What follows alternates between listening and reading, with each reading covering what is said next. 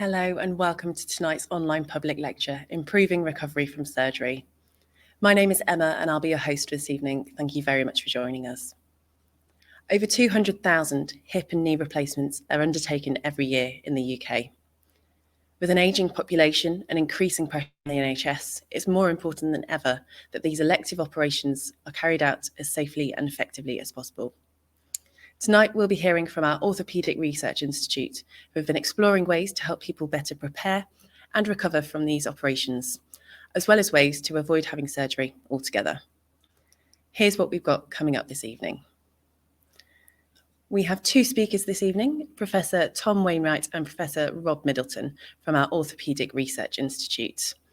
They'll be talking for around 40 minutes, sharing some of their research, and then we'll have around 25 to 30 minutes at the end of the event to answer some of your questions before closing at around 8:30 p.m. this evening.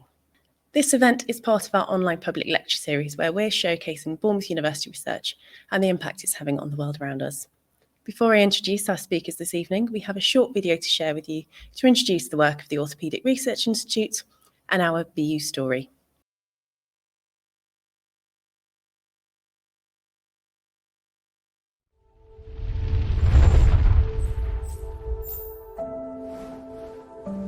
We believe everyone deserves to live a very long, happy life. Free from pain and suffering. That's why we put so much energy into finding ways to help people live better for longer. The Orthopaedic Research Institute's at Bournemouth for one very good reason, and that's because we've got the oldest population in the UK. To solve the problems that they've got, we work hand in glove with the NHS using the research, education and teaching here at the university. Arthritis will affect nearly all of us as we age, so it's a problem that we need to solve. ORI specialises in a number of areas. How to treat arthritis non-surgically through programmes such as our chain programme, how to optimise surgery when it's required through our robotic research and also in our enhanced recovery research, and how to train the future surgeons better through our virtual reality surgical simulation work. The main thing is we're looking to get people pain-free and back to all the activities that they enjoyed. Since the operation with Mr. Middleton, I've had no discomfort from it whatsoever. He just is back to his normal self. We're on the edge of some really exciting developments for ORI. Professor Middleton has completed more robotic hip replacements than anyone in Europe and the Middle East. We've got a research programme underneath that robotic practice that will be the most comprehensive outcome data set for robotic surgery for hips that has ever been put together in the world. When I see a patient like Daryl, I feel like the luckiest person on earth, because to be able to give someone back their life is a real joy and a pleasure, and that's what motivates me and the team at Bournemouth University. Daryl makes it all worthwhile.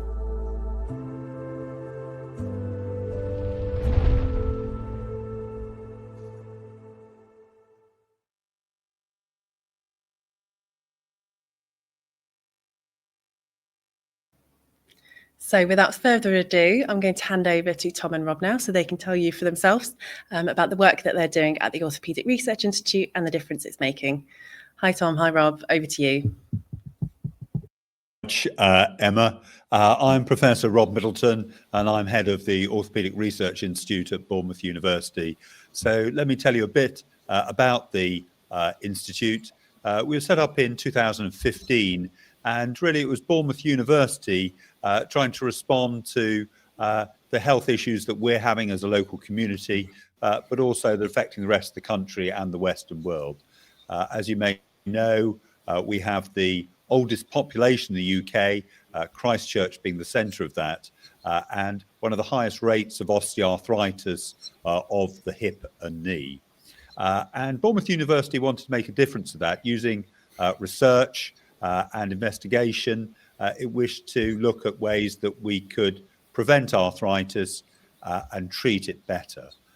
And ORI has expanded since its days. We were lucky having funding not only from Bournemouth University, but from the local enterprise partnership as well. We were able to set up a really global hub with some of the best research equipment there is. We've got a Grail Gate Lab, one of only a dozen or two in the world, We've got special muscle testing equipment, and we've got a great team of researchers, from professors in engineering, physiotherapy and orthopaedics to our PhD students and clinical researchers. And a key part of our team is my colleague, Professor Tom Wainwright, and I'm going to ask Tom to introduce himself. Thanks, Rob, and good evening, everyone. As Rob said, I'm Professor Tom Wainwright. I'm a professor in orthopaedics here at the university, and also a research physiotherapist at University Hospitals Dorset.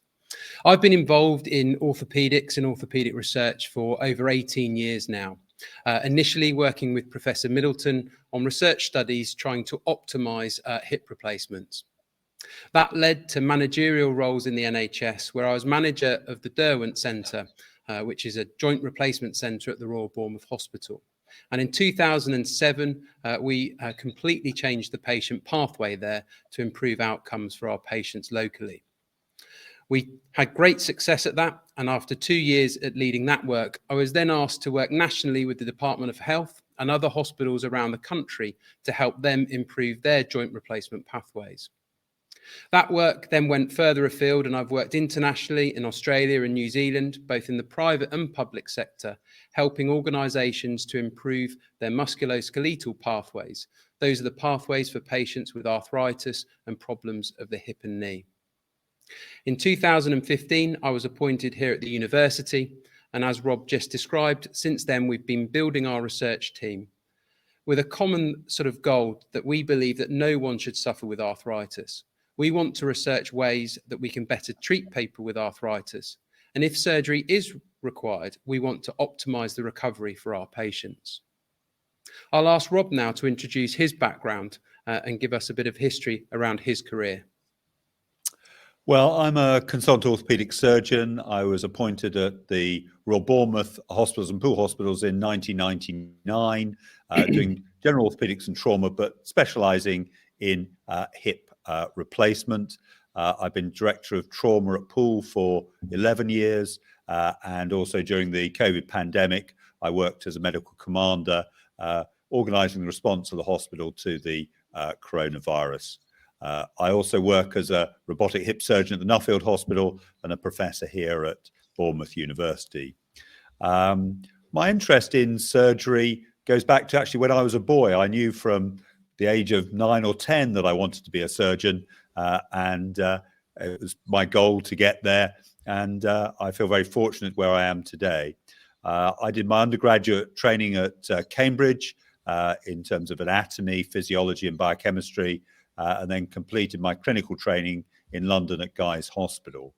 My orthopaedic training was a number of London teaching hospitals, including UCH, Middlesex, and the Royal National Orthopaedic Hospital at Stanmore.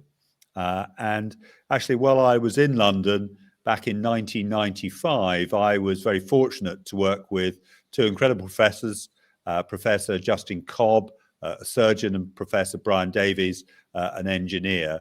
And we were looking at those days at the development of robots to perform orthopedic surgery.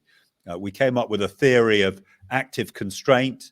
That was a theory that if we were to have robots, then to be safe and successful, it would mean that the surgeon would need to actively perform the operation, but the robot would constrain the surgeon from making a mistake. We thought that that was a better and safer way than having autonomous robots over which one had no control apart from turning them on or off.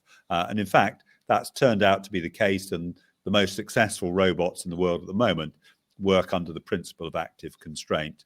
And I'll come back to robotics later in the talk today, really to show how Bournemouth University is trying to push that field forward and to make Bournemouth really a leader in robotic surgery.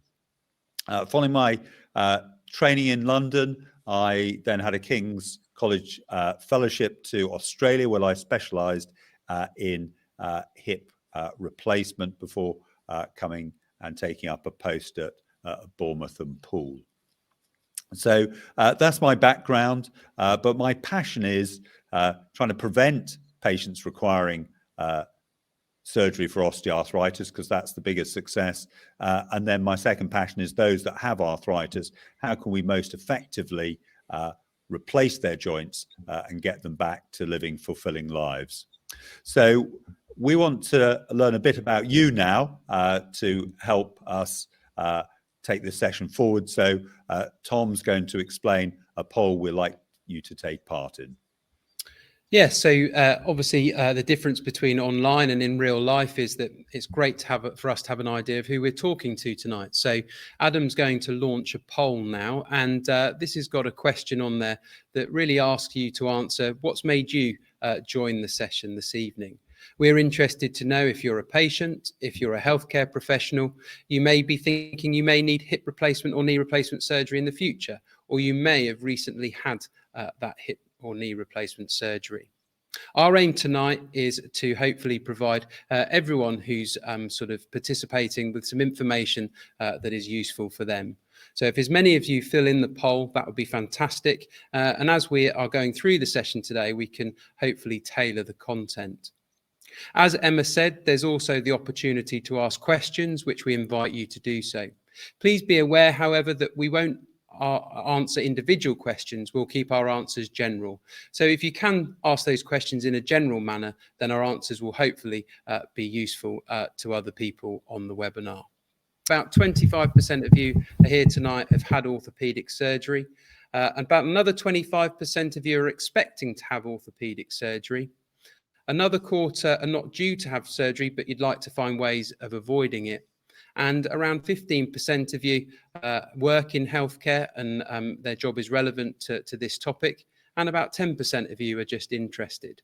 So that's really useful. That gives us a really clear steer. And hopefully, I think our content tonight will be helpful, especially for that 75% of you who are either had or trying to avoid a hip or knee replacement in the near future. So with that in mind, I'm going to invite Rob now to sort of talk about, why do we need hip and knee replacements? What causes them, and perhaps a little bit of background around the symptoms that you might start to experience. Thank you, Tom. I think the most interesting thing is that the commonest operation in the UK and the Western world is a hip replacement, and the second commonest operation is a knee replacement. So hip and knee replacements are extremely important. They're the most likely operations we and our family are likely to have. And the good news is that they're two of the most successful operations you can have as well. And the real reason we have hip and knee replacements is due to arthritis.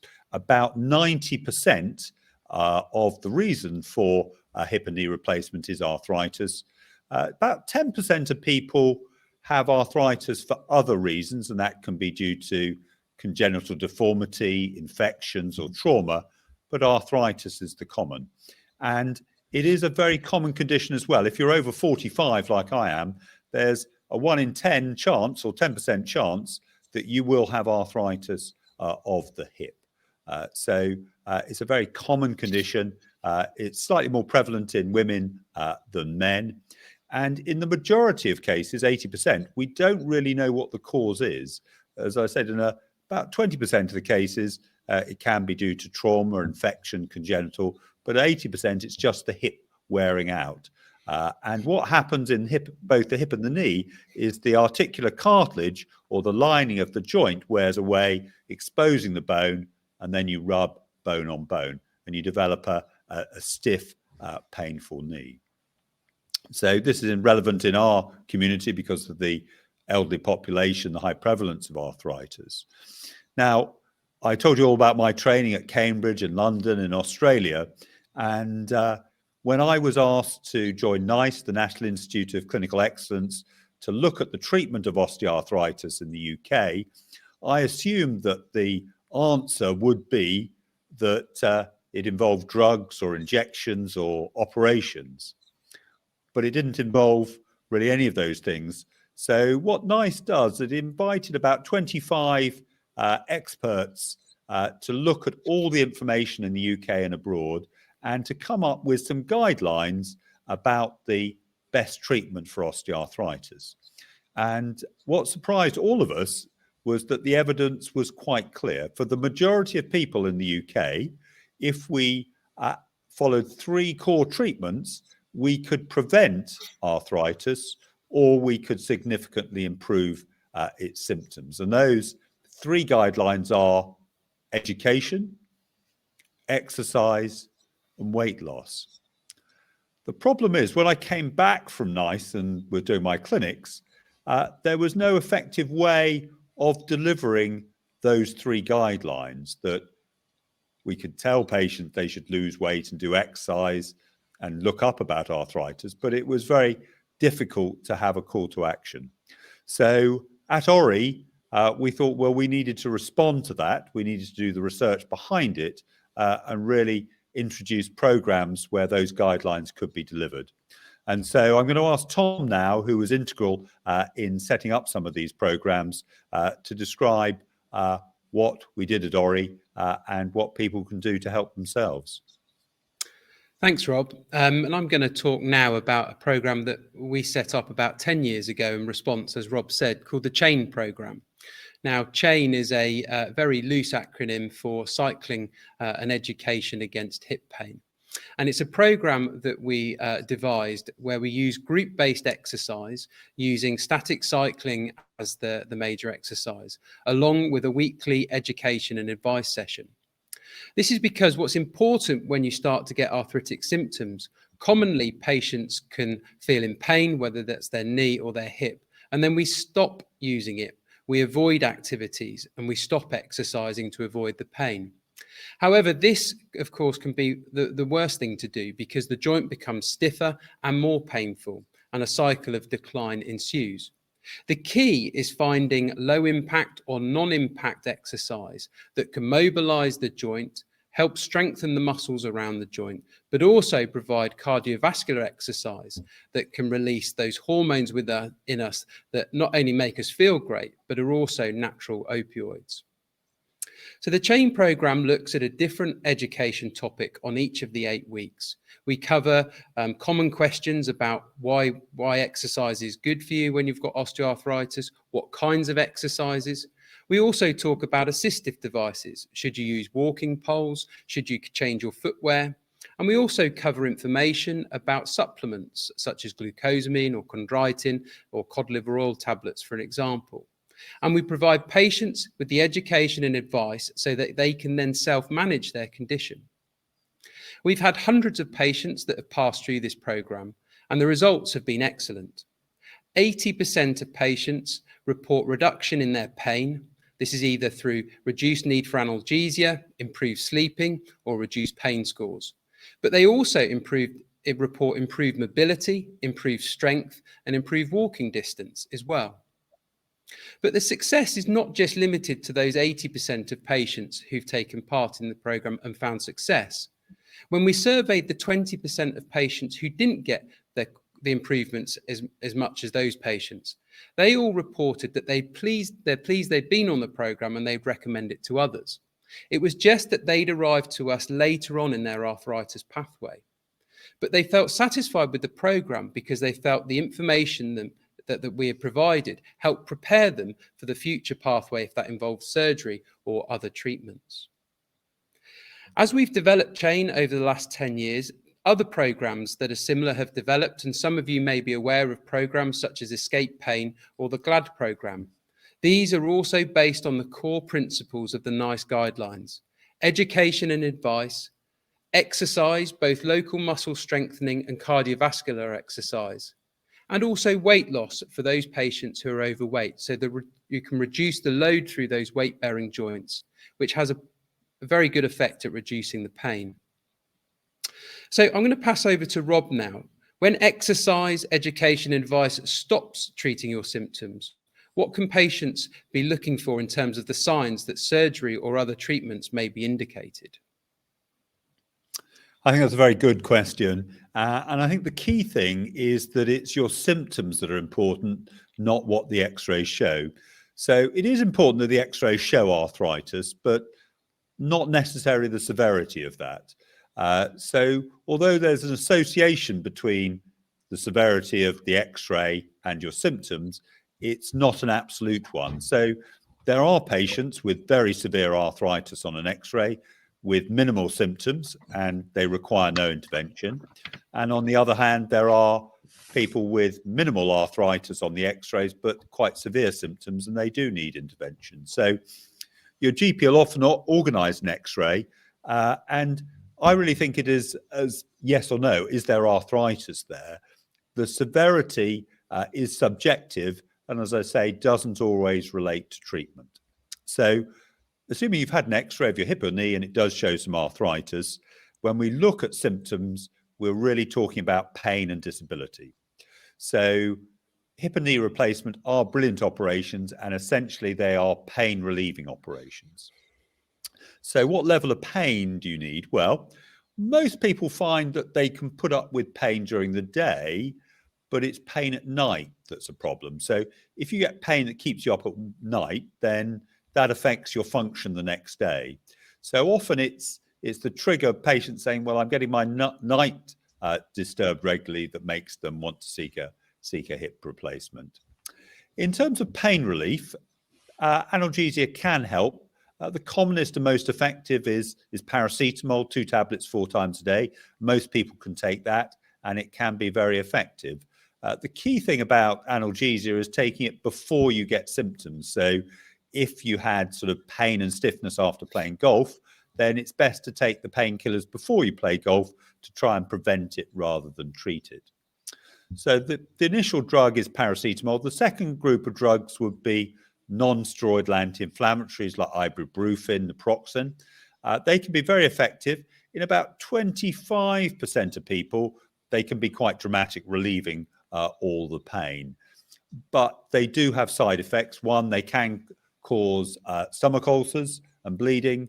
They can affect your heart and kidney function. So if you've got any heart or kidney problems or digestive problems, then you should always discuss it with your GP first.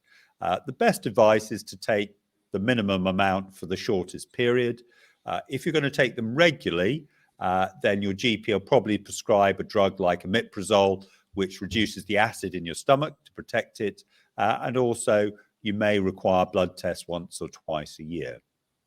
The third class of drugs is opiates. And there is a problem with opiates. They're very useful for treating acute pain, and we use them commonly in hospital, but they're not so useful for chronic pain because you tend to get addicted or get used to the dose. So if you take opiate and it works well, you may find in 4 to 6 weeks' time, you need to increase the dose to get the same effect.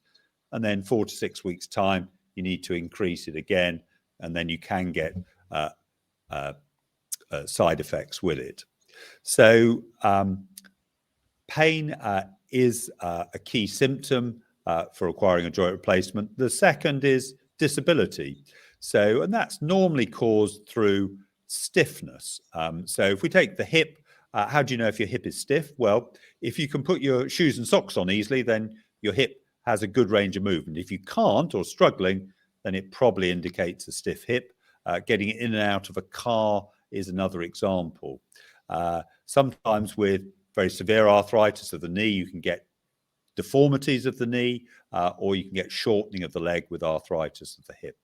So it's normally that combination of pain and disability.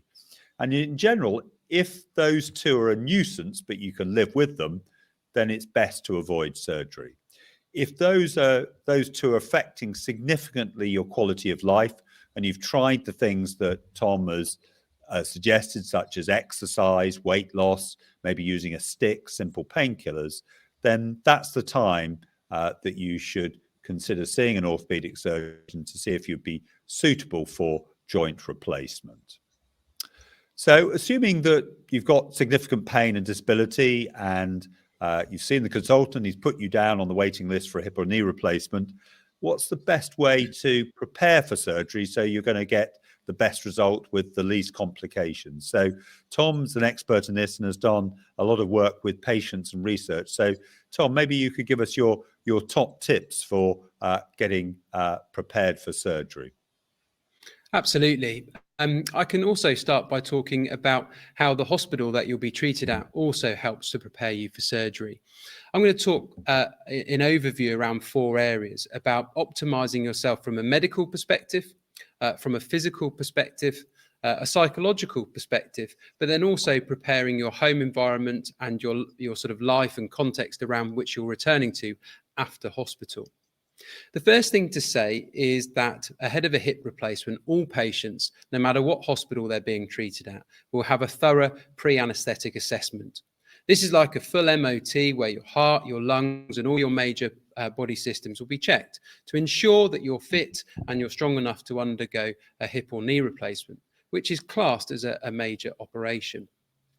The outcomes of this screening process may reveal that there are some conditions or issues that you may have to go back to your GP to optimise, whether that be blood pressure or other similar symptoms. Commonly also, we're increasingly finding patients may be anemic at this stage. Anemia is when you can feel very washed out or tired due to the haemoglobin levels in your blood. So patients may be started on iron therapy before their operation to optimise this. And this can be between 5 and 10% of patients where this treatment is indicated. There are also, however, things that you can optimise from a personal perspective. We know that smoking and increased alcohol use is linked with an increased risk of complications after major surgery.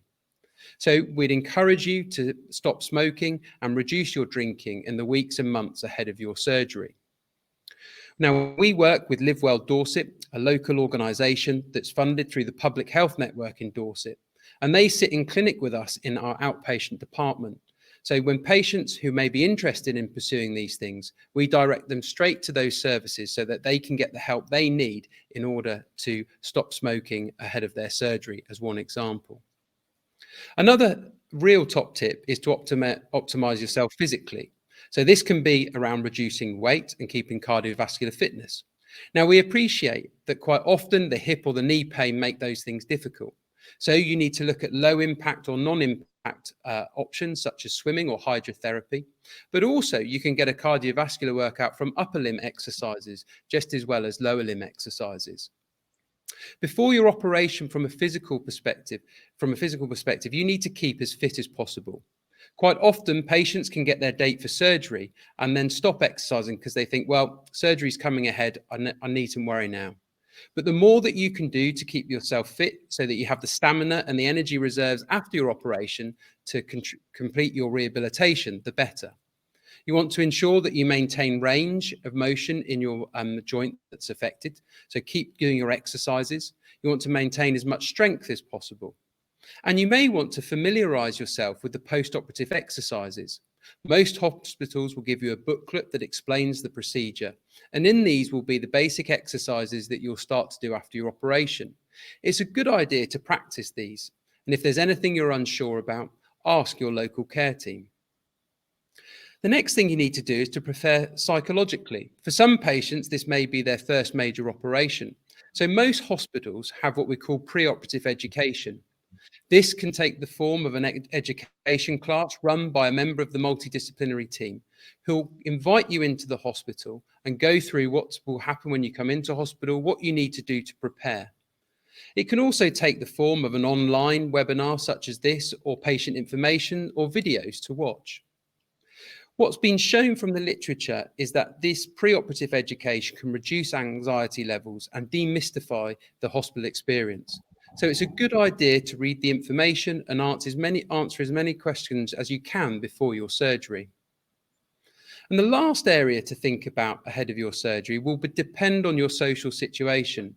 When you return from hospital, you're most likely to be walking with a couple of crutches, and your mobility in those early days and first couple of weeks will be limited. So making provisions with your family and friends to ensure food and meals are prepared for you and someone's popping in each day if you live alone to take care of you are also really important. And it's also important to balance the expectations of those around you, to know that you will be recovering for those early weeks. And so you won't be able to fulfill all your normal activities, whether they be caring responsibilities, work responsibilities, or other family responsibilities.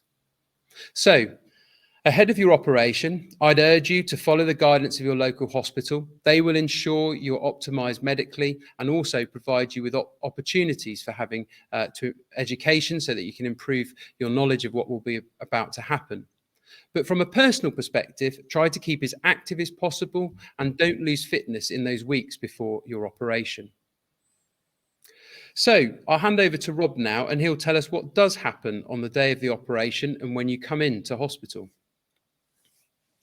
Right. I think the first thing is to give you some headlines about how long you'll be in hospital and what the recovery period's like. So normally for a hip and knee replacement, most patients are just in hospital 2 nights.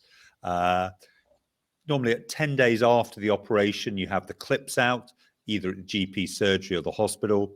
And then there's a follow-up in the clinic with the surgeon at about 6 weeks. Back to driving at 6 weeks, back to sport at about 3 months. To get the best result after a hip and knee replacement, in fact, takes about a year, so you get better and stronger over the course of the year. So as Tom was describing, you'll be seen in the pre-admission clinic to have all your blood tests done, tracing of your heart. In terms of your drugs, we normally recommend if you're on any over-the-counter medication, hormonal remedies, supplements and things, you stop these about 10 days before surgery. The reason is that they haven't been tested against the drugs that we give you, say, for the anaesthetic and after the operation, and therefore it's best to stop them.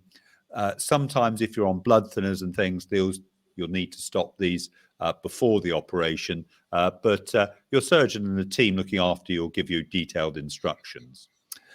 Patients are all admitted on the day of surgery now. We don't admit patients the day before, so you come in on the day, and also we stagger the patients throughout the day. So if your operation's first thing in the morning, you'll come first thing in the morning. If it's later in the afternoon, you'll probably come in at lunchtime or early afternoon. So normally there's only a couple of hours wait between coming into hospital and having your operation. And during that time, you'll be getting ready to go to theatre. You'll be seeing the nurse, you'll be seeing the doctor and the surgeon.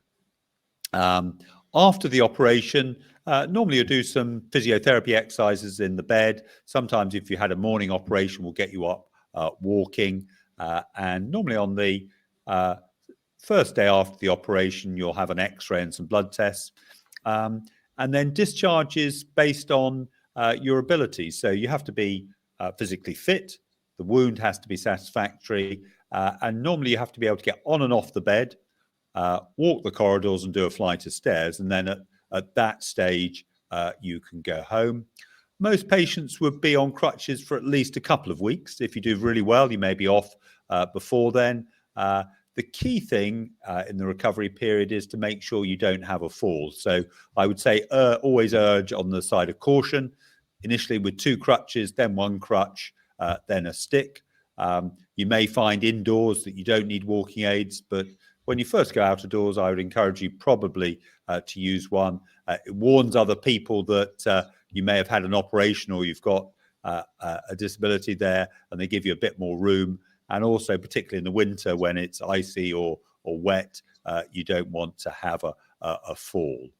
So 2 nights in hospital, come back 10 days after the operation for the clips out, a review in the clinic at 6 weeks, back to driving at 6 weeks, and start getting back to sport and full activities at 3 months following surgery.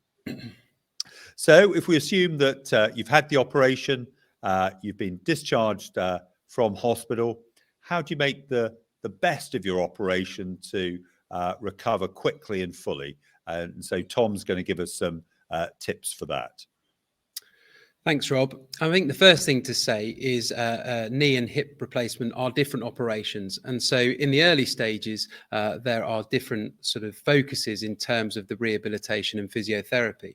The other thing to say is the range of patients undergoing these surgeries can be quite different. A whole span of ages and preoperative fitness can mean that different people have different recovery trajectories depending on their strength and their ability to undertake rehabilitation.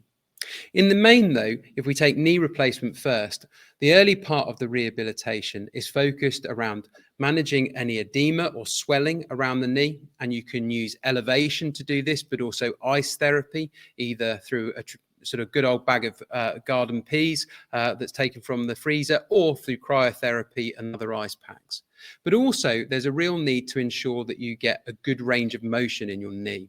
And the physiotherapist within the hospital and who you see after being discharged from hospital will look to get at least 90 degrees of flexion and for you to increase that over the early weeks. They'll also want you to get your knee absolutely straight so you get full extension. And this enables you to walk correctly after your operation, but also to perform functional things such as sitting to standing and going upstairs.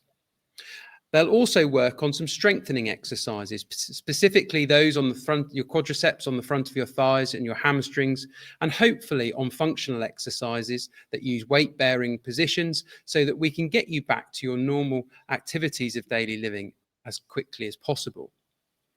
A hip replacement is slightly different in the early stages. With a knee, we want to promote that mobility so it doesn't get stiff and we get that flexion. With a hip replacement, the early sort of aims of physiotherapy are not to get extremes of motion. Different hospitals have different rules, but some hospitals have precautions that mean that you can't do certain movements after your operation for the first number of weeks. This is to prevent any chance of dislocation where your hip comes out of joint. Now, surgical advances and education of patients means that dislocation is a very, very small risk, at less than 1% in most cases. However, the best thing is to avoid it and be, as Rob said, conservative in those early days. So avoid extremes of motion and focus on functional activities. For both hip and knee replacement, as you come off the crutches or as you go down to one crutch, try and walk a little bit further each day over that first 6 weeks. Set yourself targets and you'll find that daily life starts to return. And in fact, the progressions that you make in those first weeks will be some of the, the fastest amount of recovery. You'll progress quickly in that first 6 weeks.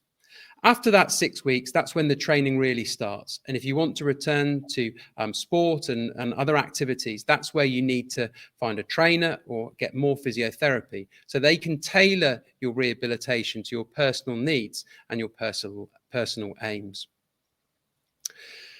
There's although there's 200,000 hip and knee replacements every year in the UK, we actually don't know a great deal about the optimal rehab regime. And so that's some of the research that we're undertaking here at the university. We're currently taking patients after hip and knee replacements and using activity trackers to monitor their activities after surgery. And we're then trying to understand which patients progress really well and which patients less well, so that we can then design interventions to help those patients who progress less well with their rehabilitation and improve their outcomes. And this is just some of the research that we're undertaking at the university. Before we launch into some questions where we can answer the things that you've attended the webinar seeking to find out tonight, I'll invite Rob just to tell us a little bit about some of the other research that we're undertaking here at the university. Thank you, Tom. So we try and look forward at Bournemouth University. What are going to be the treatments in the future years and decades? So that brings us back to robotic surgery. As I say, I was first involved in that in the 1990s. We were using prototypes at Imperial College.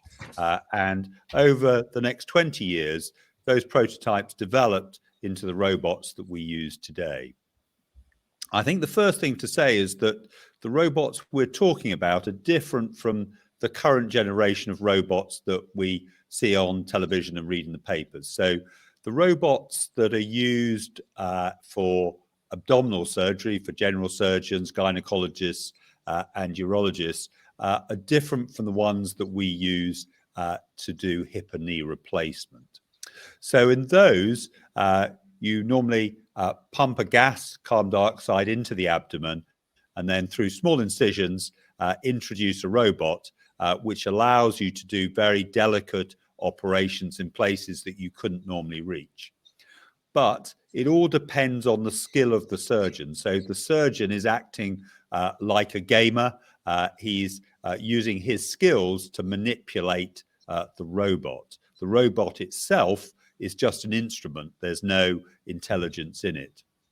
The robot that I've been involved in developing, the one you can see on the screen, has artificial intelligence. So it has a plan already in it that it knows where it wants to put, say, the hip replacement. And then if you look at the picture here, you can see I operate with the robot. So I'm holding the instruments and I'm actually performing the operation to prepare the bone, to mill it, and then to insert the implants. But the robot is holding the instrument. If I'm in a perfect position, the robot does nothing. If I'm a millimeter out, then the robot will nudge me into the correct position.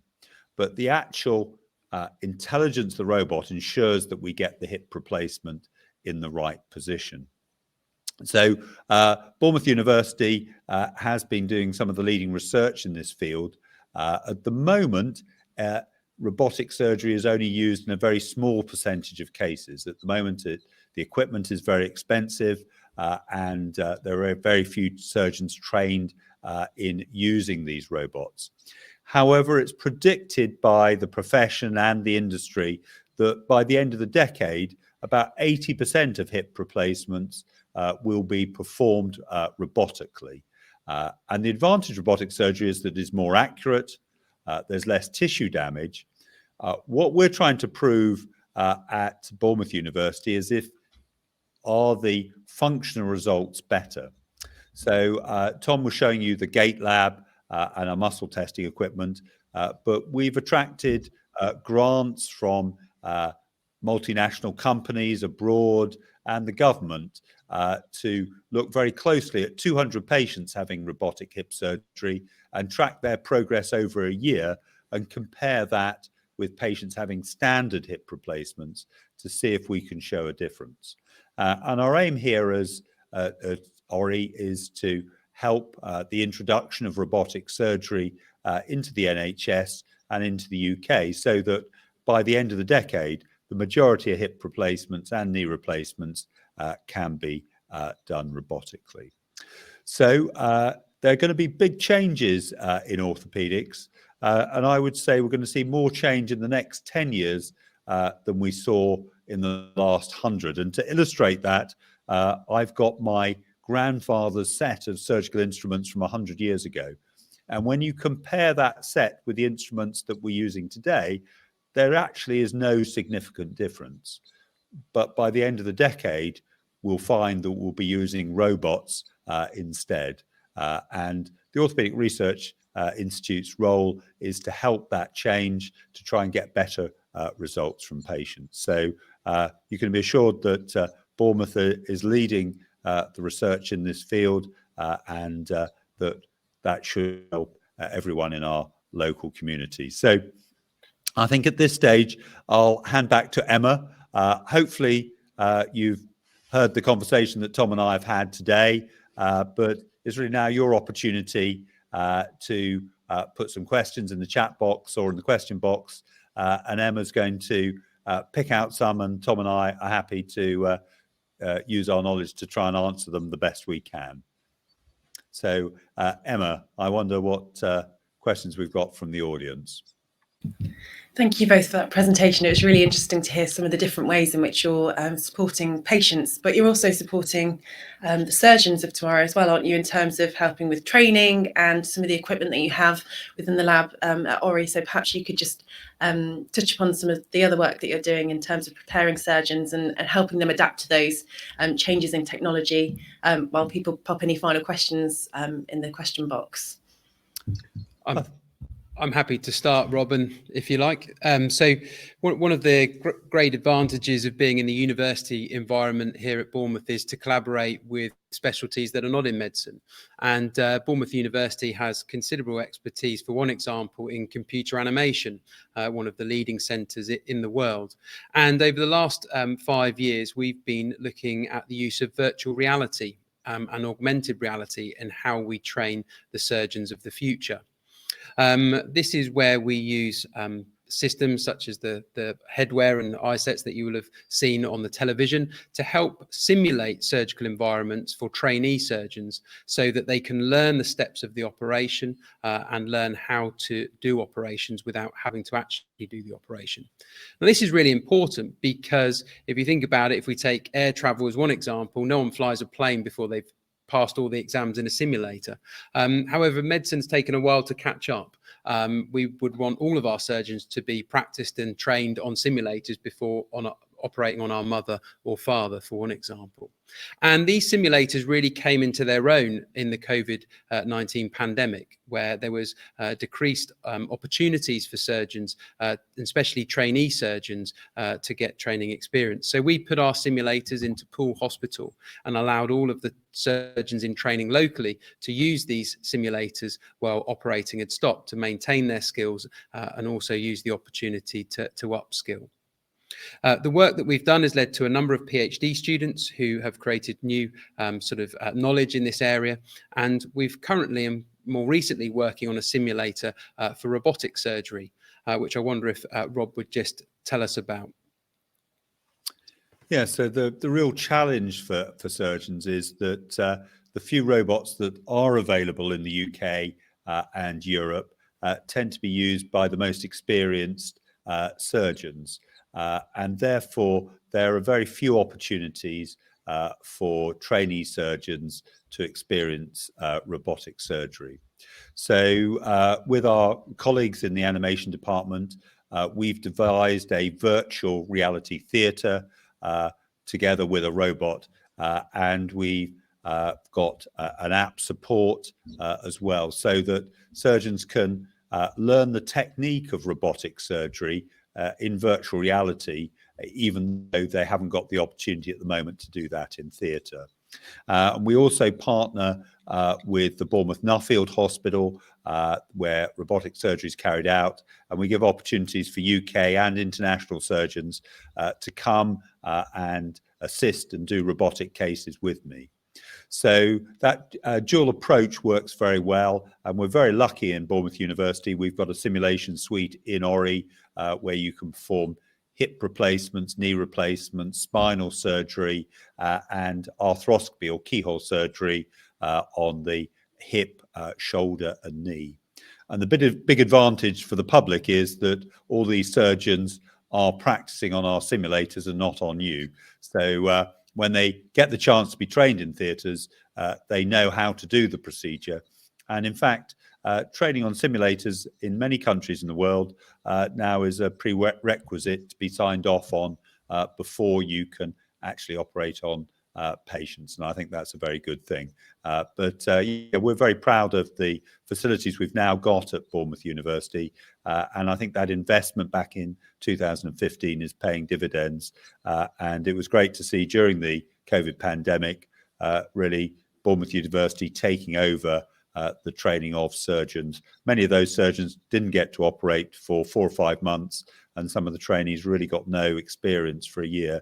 And we didn't really want to halt their training, because we needed them to get the skills so that they could look after us in the future. Brilliant, thanks both. We'll move over to some of the questions that have come in from our audience now. So thank you to everybody who's posted questions this evening. The top question with the most votes comes from Emily, who's asked, do you have clinical trials to join for pre-knee replacement? I'm trying to put it off for as long as possible. So would something like the chain programme be applicable, or are there other clinical trials that are in the works for knee replacement? Yeah, so great question. There's actually a similar program to the chain program that is more where the research is stronger for knee arthritis, and that's called the Escape Pain program, and that's being rolled out across the country and is available both locally here, but if you're also dialing in from around the country. So that's called Escape Pain. The founding research on that was done on knee osteoarthritis patients, and it's very similar. It uses a circuit-based approach of exercise and then education. The research for that hasn't been done on hip patients or those awaiting hip replacement, and that's where the chain program locally comes in.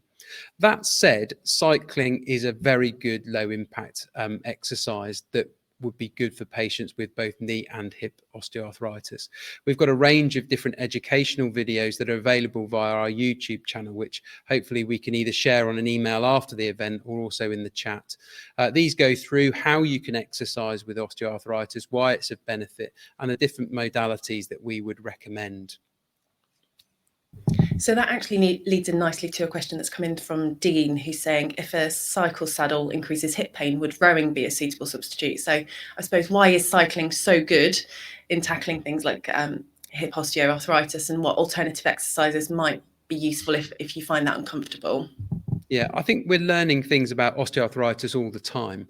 What we're understanding is that cardiovascular exercise, and what I mean by that, that's exercise that gets us slightly out of breath and exercising for at least 20, 25 minutes. So we get a bit of a sweat and we get a bit of a workout. Cardiovascular exercise, as well as local exercises around the joint, is really important.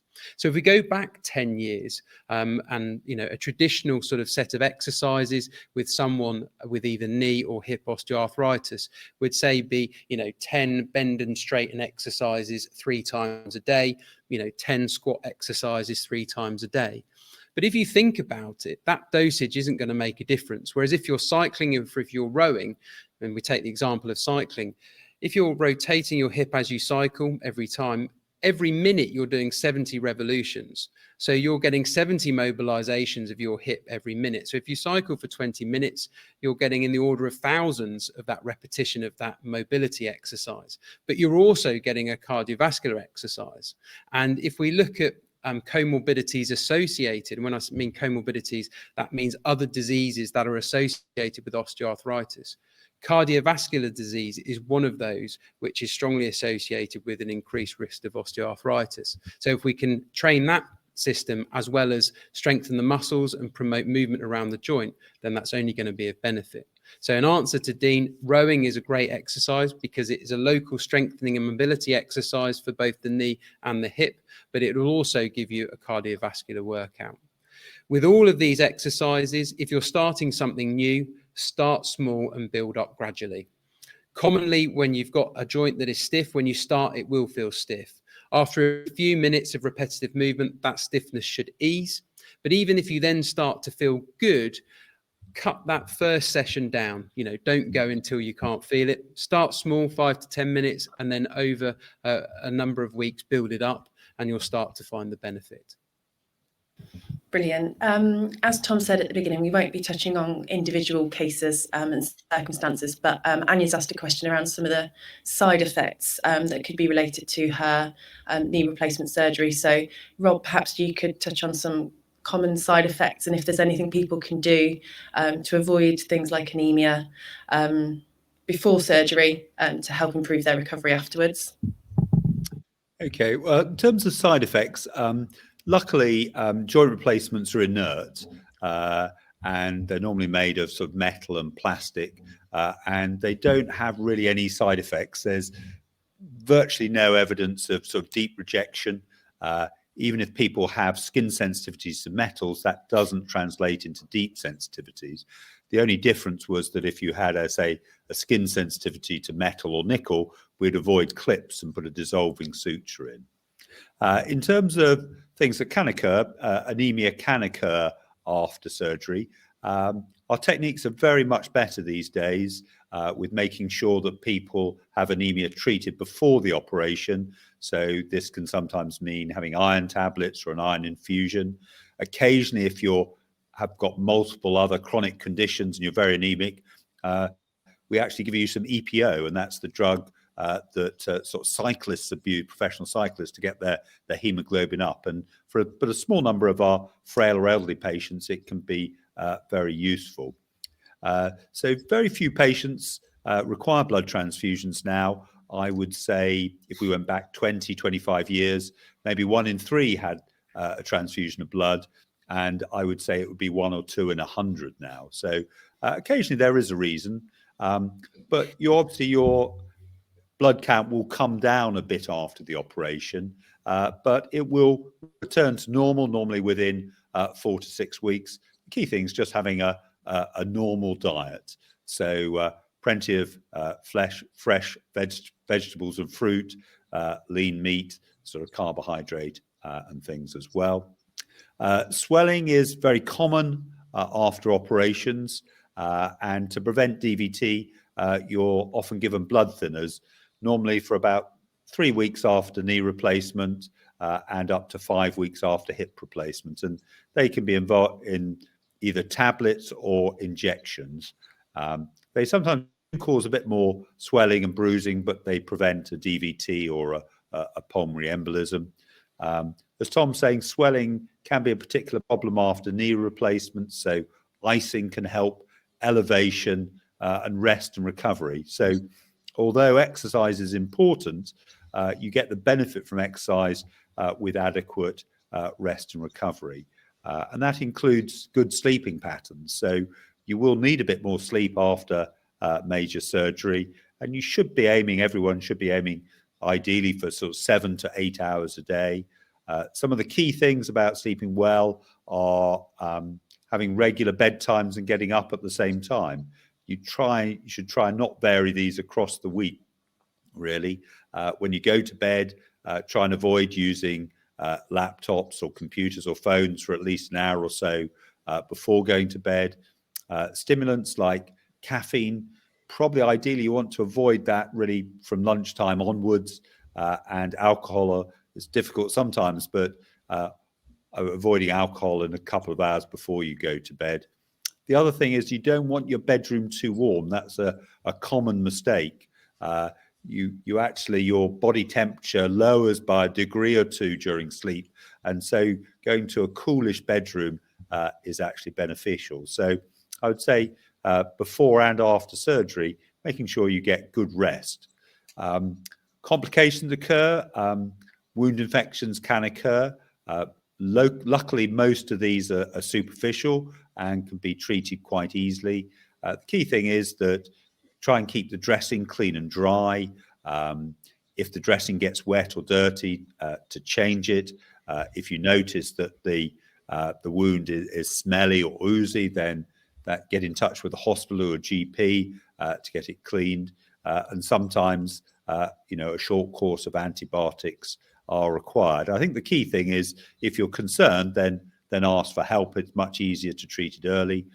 Sometimes the problems are associated with the clips, that you can get redness around the clips, which isn't infection, but it's just irritation from the clips, or you can get sometimes some superficial irritation. So the key thing often is to remove the clips early. The wound won't split apart because it's all stitched underneath with dissolving stitches. I think Tom will often say that one of the biggest problems about 3 weeks following surgery, that often you can do brilliantly well and then you can have a bit of a setback, but that's quite common. I think, Tom, you've been seeing a lot of patients recovering following particularly hip replacements, and you see that quite often, don't you? Yeah, I think it's important to understand that recovery isn't a straight line and a straight graph. There's bumps in the road, and after about 3 weeks, you can be feeling great. And I think almost all patients have the day where they overdo it. They're feeling great, so they do too much. And so it's that balance, isn't it? As Rob said, you want to exercise, but you need to recover as well. And when you're trying to get back things to make improvements, you have to just feather that point which is too much. And I think what's really important is to understand that you need to do this safely. You need to progress safely, and if you do overdo it, not to panic. If you suddenly feel that leg's painful and then you think back that you walked a lot further the day before, you need to rest, ice it for a day, and then you can go again. And you'll find as the weeks progress, your body heals and recovers, and you're then able to progress your rehabilitation. But I think knowing that that's normal is really important. I think if you've been making great progress and you have a step back, it can become a shock to the system. I think also, as Rob says, that quite a lot of patients report to me around 5 to 7 days after surgery, they can have a day where they feel a bit blue.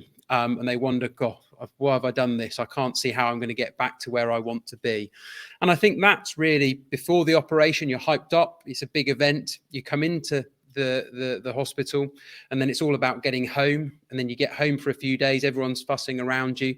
And then that'll be that point where everyone's gone out for the morning and you're there and you suddenly can't do something that you wanted to do at that point in your rehab, and you just feel a bit fed up. And again, in talking to patients, what I found is letting them know that this is perfectly normal and that they will pass. And then later on that day or the next day, they'll go again. And as Rob says, by the 10 days part to the 2 week stage, it starts clicking into gear for people and they really start progressing with their rehab. So it's good to know that these operations are fantastically successful and you will, in the main, do extremely well. But remember, that isn't a straight line of recovery. They're bumps, and we sometimes have to take the scenic route. And picking up on that point Rob made around looking after yourself and making sure you get a good diet, William has asked, are there any diet or foodstuffs that should be avoided? So, Rob, you mentioned potentially caffeine and alcohol, but is there anything else that people should be looking to avoid or particularly prioritise in those weeks, either leading up to surgery or post-surgery? Tom, I don't know if you want to pick up on that. I mean, I'd be very careful to stay in our professional lanes here, you know, a physiotherapist and a surgeon. However, what I think we know is that a good balanced diet, and of course, we're aware that many people are on different diets for a whole variety of reasons. I think, as Rob said, just as we have regular, sleep patterns, we also need to have keep to our regular diet. We have been looking at the instructions that we give to patients beforehand. So obviously before your operation, for a period that you need to stop eating before your anaesthetic, and each hospital will give you very specific instructions on that. After your operation as well, then you need to resume your normal diet and your normal drinking as soon as possible. And what's important there is you return what's normal for you. So, for example, in terms of how much water should one drink, if I was having a hip replacement tomorrow, I'm going to be much different to my gran, who weighs far less than me, is much smaller, and normally drinks about 1 litre of fluid a day compared to the probably 3 or so litres that I would drink. So again, you have to tailor it to the patient. There's no specific diet or food stuff that should be avoided in relation, to osteoarthritis, but we would say, a balanced, good diet and your normal diet would suffice. Would you add anything there, Rob? No, I'd say the same. I mean, people have looked, do certain food substances cause arthritis, or do they to relieve it? There are lots of various fads and things, but there's no good evidence one way or the other. So if you anecdotally find a particular food helps or makes symptoms worse, then you can try it or avoid it. But I think that general thing of a good balanced diet is the best thing.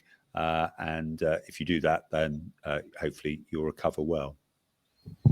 Great. Jill has asked, how long is a knee replacement expected to last now, and what can we do to improve our chances of helping it to last longer? Revision surgery seems to be more tricky, but is that likely to improve also in coming years? I suppose, as you say, we've got an ageing population and people are living longer, so if they're having a hip or knee replacement at 60, are they then going to need another one at 80 to keep them going? Okay, well, I'll cover hip and knee replacements together. The results are similar. So what we'd say is that 95% of hip and knee replacements last 10 to 20 years, sometimes longer. So at 95% at 10 years, they look as good as the day that they were put in. So it's only sort of 1 in 20 that is likely to need redoing within 10 years. So if we look at the age of patients, if you're, say, 75 or above, it is very unlikely that you'll need another hip or knee replacement. And even if you're under 75, it's possible but not definite. So the reason for that is that over the years, our hip replacements have improved. And at Bournemouth University, we've been involved in clinical trials with University Hospitals Dorset for over 20 years, where we look at new materials and to see if they have a benefit. And we've been involved in a number of studies that have shown benefits. So in hip replacements, we've looked at using a larger head. So the ball in the socket, we looked at increasing that from 22 millimeters up to 36 millimeters. And our studies out to 15 years show that using a bigger head is better. There's a less risk of dislocation. You get a better range of movement. And with the new plastics, you get actually lower wear rates. So we've looked at a number of materials as well. And what it means is that the minimum standard of our implants is that 95% are as good as they were at 10 years. Does it matter what you do? The answer is probably not, apart from the extremes. So if you wanted to wear your hip or knee replacement out, then high impact activity, running, jumping, heavy lifting, heavy manual work. So if you have a hip or knee replacement and you start taking up marathon running, it is likely to wear it out earlier. Going for the occasional jog or run is fine. In terms of low impact activity, walking, cycling, swimming, yoga, Pilates, tennis, golf, you can probably do an unlimited amount and it won't make any significant difference. Maybe it would, would wear out a few weeks or a few months earlier, but nothing that we can measure. So I would say after 3 months after your joint replacement, gradually back to your normal activities. If you play tennis and golf, get back to those. What it doesn't make, if you're 70, it doesn't make you 20. It doesn't mean you can jump off a 20-foot wall or do things like that. You may be able to do it and get away with it, but you just take that risk of injury or fracture. So I would say back to normal activities, concentrate on low impact activities. If you're over 75, it's likely to last the rest of your life. And if you're under 75, well, there's a 95% chance it's going to last 10 to 20 years. So no, the longevity of joint replacement is much greater. When I started work in 1999 in Bournemouth, I was doing several revision or redo hip replacements every week. And I now do every month or 2 months, I'll do one because the implants we're using now are so much better. So yeah, I'd be fully confident in having a knee replacement, however old you are. Do you want to come in on that, Tom? And I was just going to say, very much, as Rob, just to back up there in terms of, promotion of physical activity and exercise after your joint replacement. Studies find that actually 6 months after hip and knee replacement, a lot of patients are less active than they were before the operation. That's even though when you ask them before their operation, they say they're not active because of the pain in their hip or knee. And you ask them at 6 months, they say their activity's increased. But if you look at activity trackers, you actually find they're less active. So there is a real need for us to ensure that patients aren't worried about being physically active after their hip and knee replacement. And that's because as we age, physical activity is the best medicine for a multitude of diseases and other conditions that can affect us. So, it's a really important point that Rob makes, that modern bearing surfaces and modern implants allow us to maintain those activity levels after surgery. Great, thanks. Maureen has asked about waiting times. Obviously, we've heard a lot about waiting times in the NHS at the moment and the backlog of operations that have perhaps come post-pandemic. So is this likely to have a detrimental effect on patients, such as their ability to work? And I suppose, is there anything patients can do if they know they're going to be waiting a long time for that surgery to maybe alleviate some of those symptoms in the meantime? Rob, I don't know if you want to start on this one. Yes, I mean, it's a question I get most days. I think the first thing is to say, when people ask me how long is the wait, the answer is I don't know. And the reason for that is it's affected by so many different factors, and also it depends on the individual person. So at the moment, we know we've had coronavirus, we've got flu, there are strikes, there are staff shortages. So what the waiting time today is, it may well change tomorrow. It also depends on the patient. If you're fit and well and having a standard hip replacement that doesn't need any special workup or special treatment or prolonged stay in hospital, then the wait may be quite short. And it would be very different from having someone who's very frail or unfit, or having a very complex hip replacement where the wait may be quite long. So when you hear about average waits, it doesn't really give you an idea.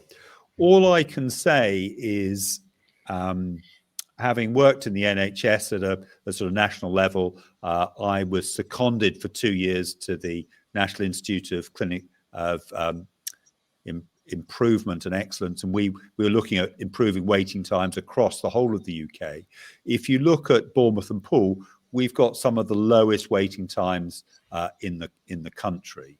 So obviously we'd ideally like to do everyone's operation straight away, but I don't think there are many hospitals in the country that could match or beat the waiting times that we've got.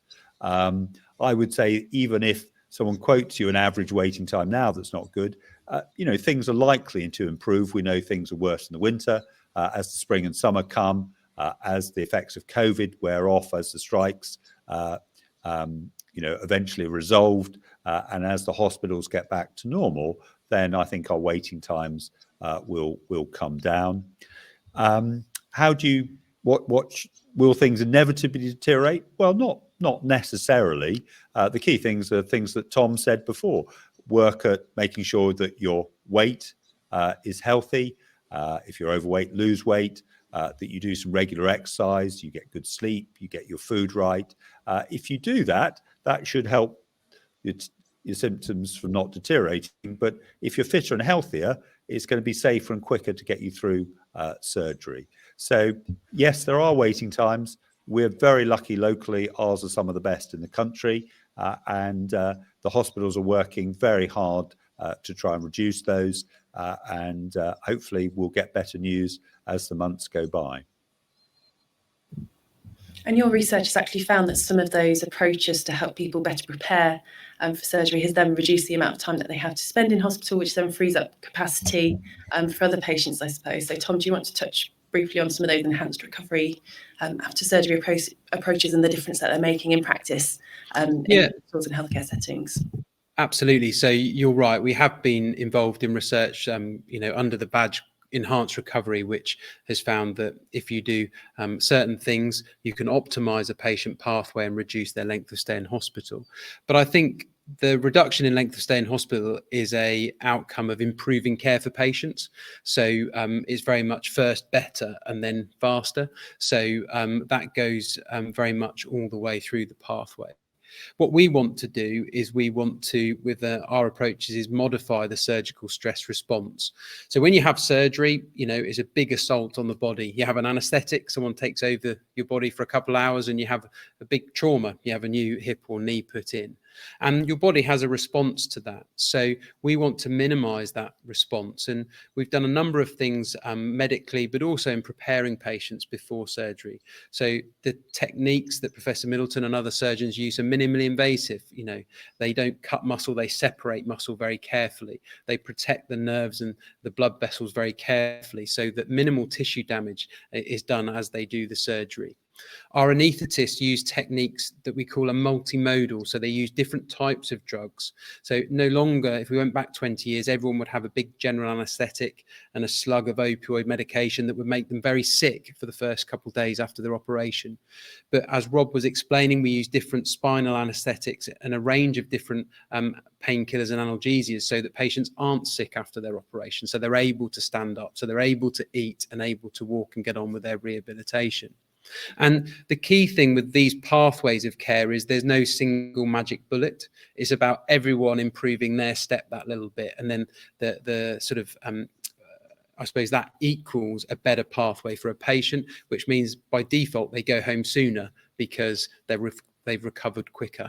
And what we want is patients to be going home sooner, but also not being readmitted or not returning to hospital. So we want to then see them in clinic doing well and, see them back to their normal activities. And, our work over the last 10 to 15 years has been fundamental internationally in promoting enhanced recovery as the standard of care. And if we go back to 2007, when we first introduced this in Bournemouth, the length of stay of patients there went from 8 days down to 4 days. And we're now at a case where some patients can go home on the day of surgery. But as Rob says, most patients stay 1 to 2 days before they're ready. And it's important that patients know, and anyone having an operation on this call knows, that no one goes home before they're ready to go home and they're safe to go home. And that's a really important message because it's about delivering better care, not just faster care. Jane's asked a question about the robotic hip replacement and just for a bit more information. So how is it different? Is it a different incision? Is the recovery different if you undergo a robotic surgery as opposed to a surgeon using more traditional methods? Rob, do you want to pick up that one? Okay, well, it's a good question. Essentially, it's exactly the same, but it's more accurate. So the main difference is before the operation, you have a CT scan rather than X-ray. So we do a CT scan, which essentially is a scan which takes hundreds of sections through your hip and pelvis. And then we can build a 3D model of your hip. And then we use a computer program to work out the perfect position for your hip replacement.